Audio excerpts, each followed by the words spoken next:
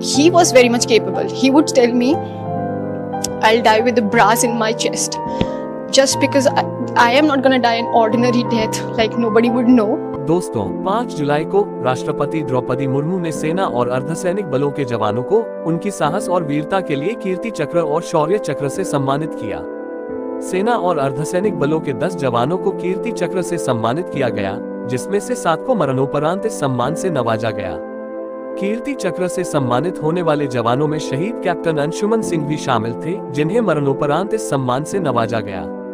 राष्ट्रपति मुर्मू से इस सम्मान को लेने के लिए उनकी विधवा पत्नी स्मृति सिंह आई थी। स्मृति सिंह और उनकी मां मंजू सिंह राष्ट्रपति भवन में आयोजित रक्षा अलंकरण समारोह में पहुंची थी। दोनों लोग शहीद को दिए गए कीर्ति चक्र को लेने के लिए मंच तक गए। इस दौरान बताया गया कि किस तरह कैप्टन ने अपनी जान की परवाह किए बगैर सियाचिन में जरूरी दवाओं, उपकरणों और अन्य जवानों को बचाने के लिए जान की बाजी लगा दी। वह नम आंखों से अपने वीर पति के उस किस्से को सुन रही थी, जिसके लिए उन्हें मरणोपरांत कीर्ति चक्र से सम्मानित किया जा रहा था।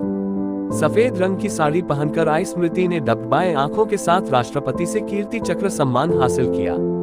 स्मृति सिंह ने अंशुमन से मुलाकात और उनके जीवन के बारे में भी बताया। उन्होंने कहा, हमारी मुलाकात कॉलेज के पहले दिन हुई थी। हमें पहली नजर में ही प्यार हो गया। 1 महीने का बाद उनका selection armed forces medical college के लिए हो गया। स्मृति ने आगे बताया, उन्होंने मुझसे कहा कि अब हमें शादी कर लेनी चाहिए और हमने ऐसा ही किया। दुर्भाग्य से शादी के 2 महीने बाद ही उनकी पोस्टिंग सियाचिन में हो गई। 18 जुलाई 2023 को हमारे बीच लंबी बातचीत हुई, जिसमें हमने चर्चा की कि हमारे जीवन के अगले 50 साल कैसे होने वाले हैं।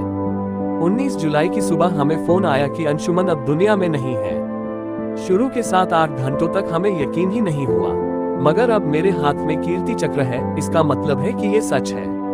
वह हीरो हैं। कैप्टन अंशुमन सिंह पंजाब रेजिमेंट की 26वीं बटालियन के सेना मेडिकल कोर का हिस्सा थे।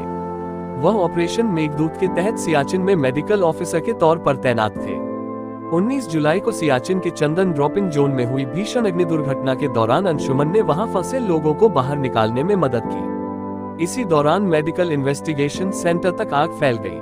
ये देखकर कैप्टन अंशुमन ने अपनी जान की परवाह किए बगैर उसमें कूद गए। शहीद कैप्टन ने सेंटर में इसलिए दाखिल हुए थे ताकि वह जीवन रक्षक दवाइयों और उपकरणों को बचा सके, मगर 17,000 फीट की ऊंचाई पर चल रही तेज हवाओं की वजह से शेल्टर आग की लपटों से घिर गया और अंशुमन वहां से बाहर नहीं आ सके।